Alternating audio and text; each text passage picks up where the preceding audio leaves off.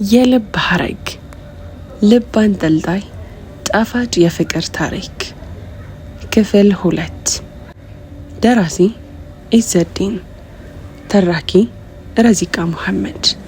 ለሚስክ ዩቲዩብ ቻናል አዲስ ከሆናችሁ ላይክ፣ ሼር፣ ሰብስክራይብ በማድረግ ቤተሰቦቼ እንድትሆኑ በታላቅ አክብሮት ጋብዛችኋለሁ። ቪዲዮን ላይክ በማድረግ ይጀምሩ። መኪናው በዛፎች ጥላ ስር ቆሟል። የሞተሩ ድምጽ ሲጠፋ የጫካው ዝምታና የልቤ ትርታ ተፎካካሪ ሆኑ። ዩሱፍ መሪውን እንደያዘ ለጥቂት ሴኮንዶች ዝም አለ። ያ ዝምታው ግን ባዶ አልነበረም።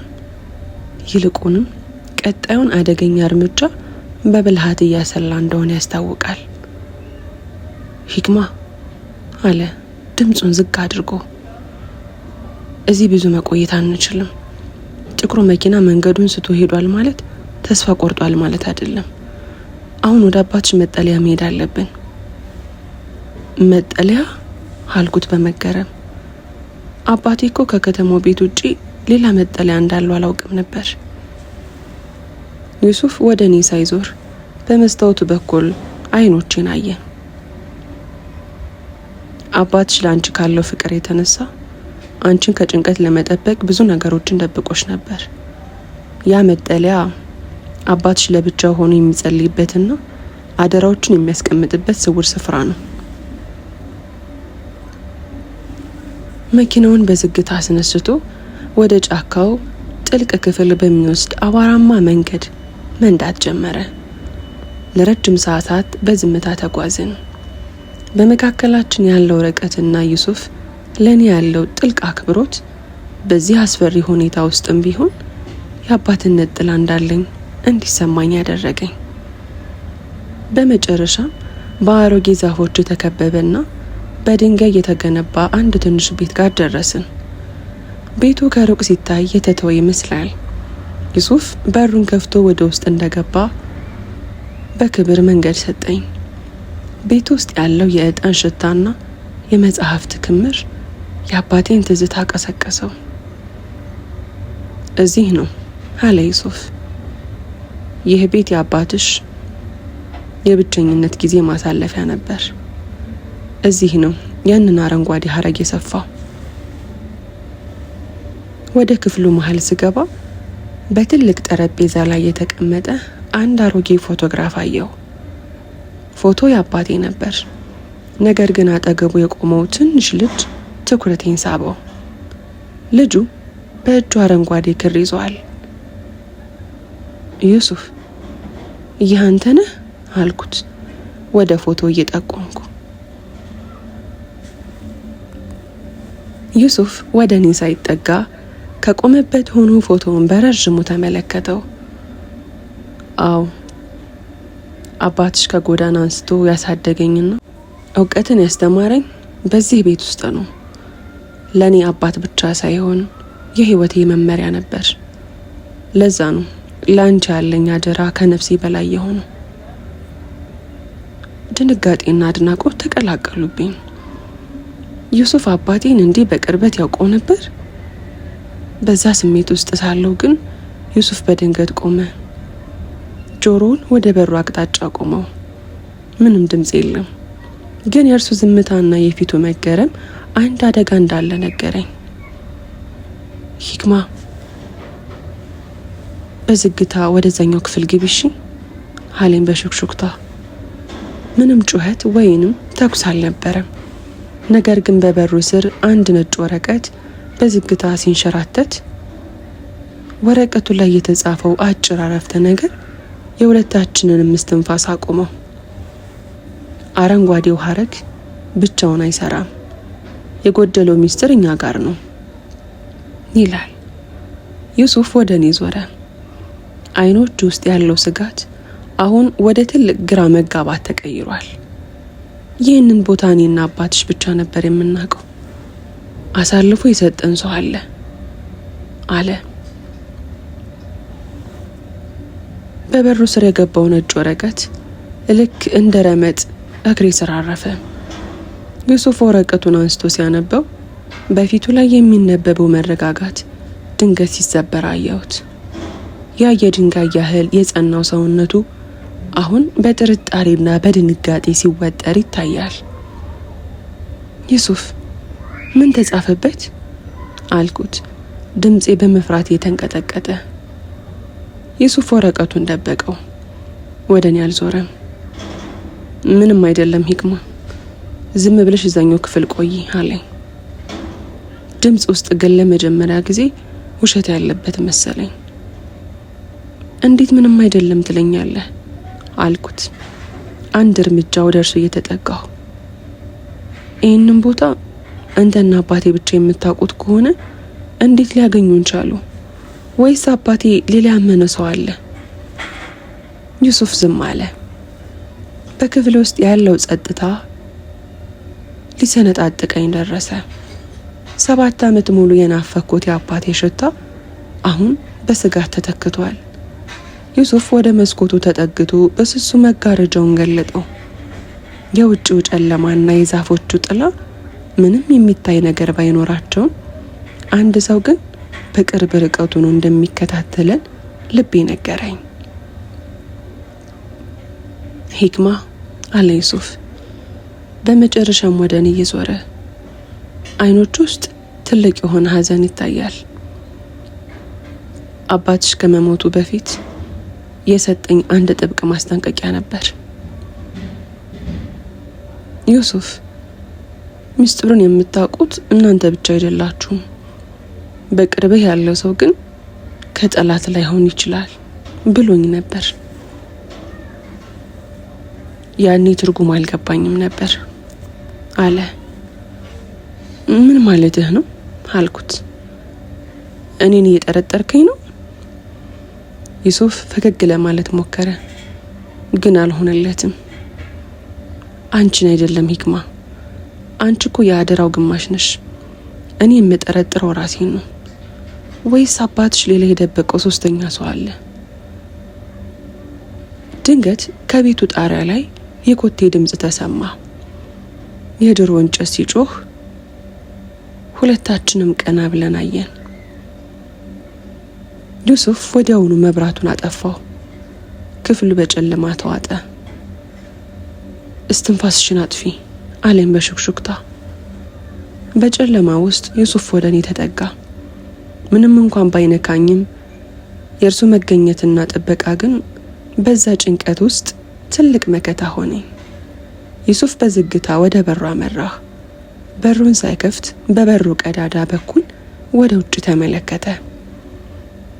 ዩሱፍ ምን አየህ አልኩት በሹክሹክታ።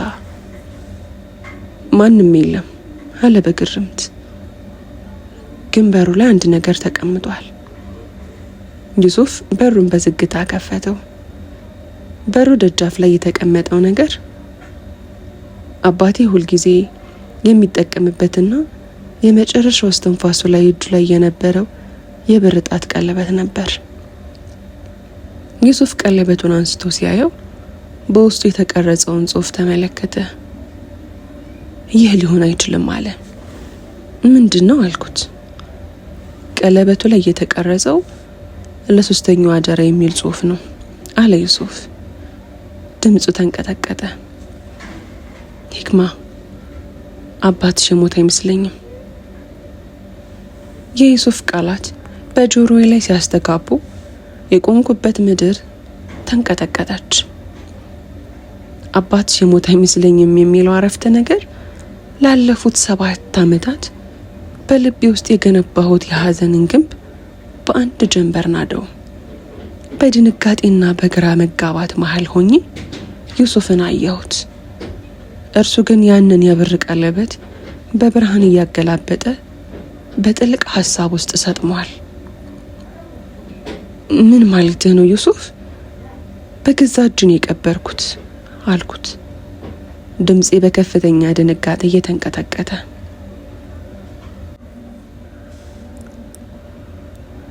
ያንን ሁሉ መሪር ሀዘን፣ ያንን ሁሉ ለቅሶ እንዴት ልትረሳው ትችላለህ? እኔ እኮ አፈር ስመልስበት የነበረው ምስል ዛሬም ድረስ ከዓይኔ አይጠፋም። ዱዓ እያደረግኩ የሸኘሁት አባቴ ዛሬ በህይወት አለ ስትለኝ እንዴት ላምንህ እችላለሁ? ዩሱፍ ቀና ብሎ አየኝ።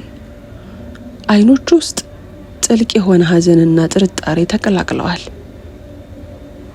አውቃለሁ ሂክማ፣ አላህ ሶብሩን ይስጥሽ። ግን የቀለበት አባትሽ ሳይሞት አንድ ቀን ቀደም ብሎ የጠፋውና ማንም ያላገኘው ነበር። አሁን እዚህ በራችን ላይ በዚህ ምስጢራዊ መጠለያ ደጃፍ ላይ እንዴት ሊመጣ ይችላል? ደግሞ ይህ ሶስተኛው አደራ የሚለው ጽሑፍ አባትሽ ለኔና ላንቺ ብቻ ሳይሆን ለሌላ ሰው ምስጢር ሰጥቶ እንደነበረ ማረጋገጫ ነው። በቤት ውስጥ የነበረው አየር በጥርጣሬ ታፈነ። ዩሱፍን አየሁት፣ እርሱም አየኝ።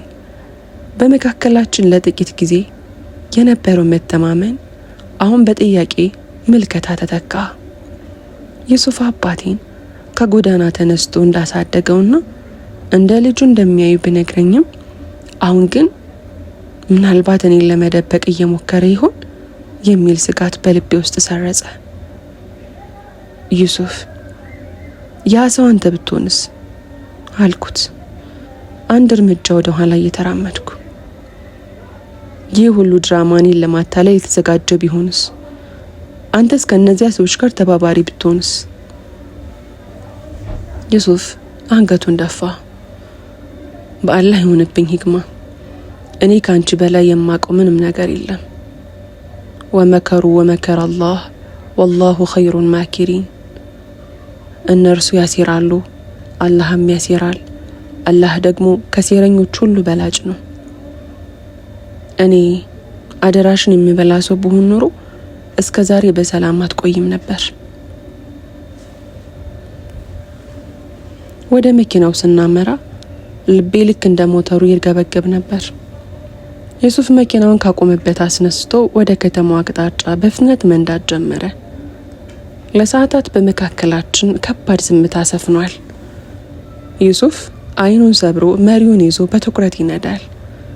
እኔ ደግሞ በእጅ ያስኩትን አረንጓዴ ሐረግና አዲሱን የብር ቀለበት እያየው በሐሳብ ተውጫለሁ። ድንገት ግን ከኋላችን የነበሩት መብራቶች በከፍተኛ ፍጥነት ተጠጉን። ዩሱፍ ለማምለጥ ከመሞከር ይልቅ መኪናውን በዝግታ ወደ ዳር አቆመው።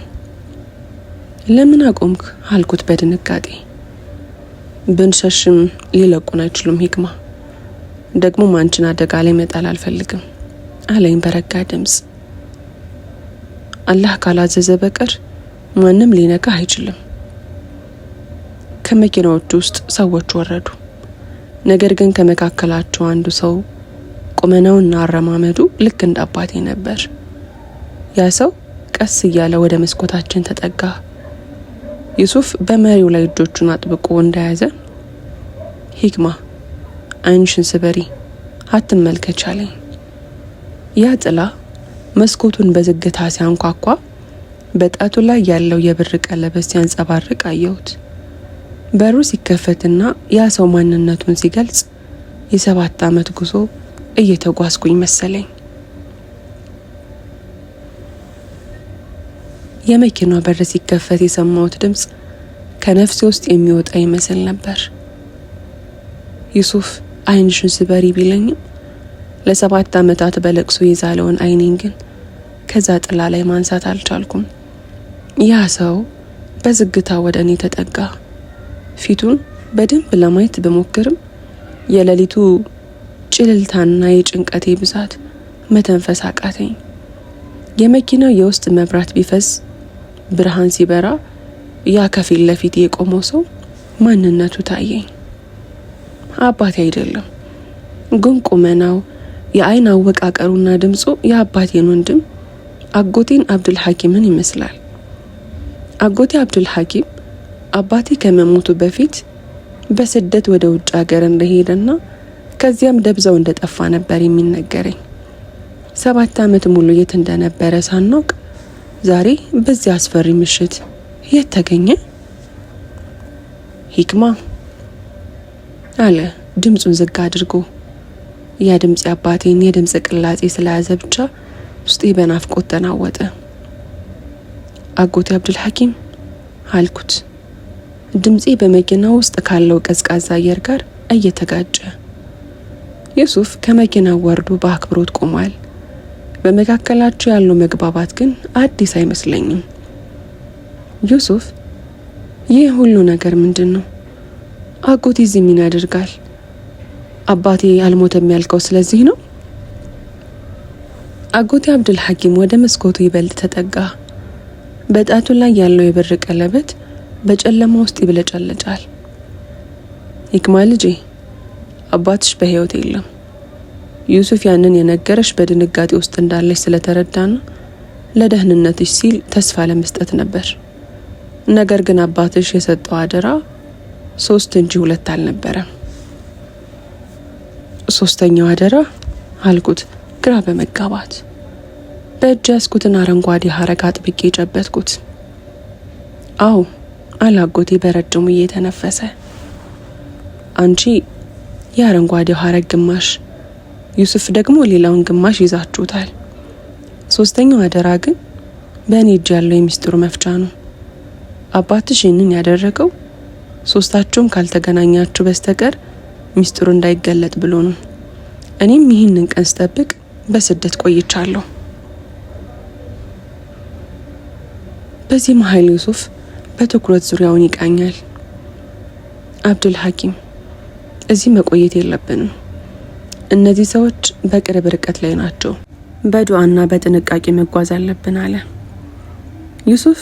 አሁንም ለኔ ያለው አክብሮትና ጥበቃ እንደቀጠለ ነው። ወደ አጎቴ መኪና ተዛወርን። አጎቴ መሪውን ያዘ። ዩሱፍ ከፊት ተቀመጠ። እኔ ደግሞ ከኋላ ሁኜ ያንን አረንጓዴ ሐረግና አዲሱን የብር ቀለበት እያየው በሐሳብ ተውጫለሁ።